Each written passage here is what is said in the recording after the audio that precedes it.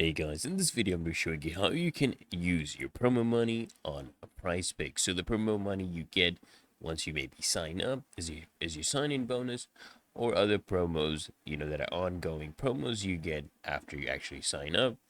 You can use them and it's really easy and simple. So basically guys, what you need to be doing is when you are submitting your lineups, your promo funds, if you have any promo funds available to use, they will automatically be drawn from your promo funds balance. So you're going to go ahead and check your promo funds balance, and they'll automatically be used when you're trying to submit a lineup. However, guys, if your promo fund balance is lower than the amount you input for your lineup fee, then funds will be drawn from your credit fund balance instead.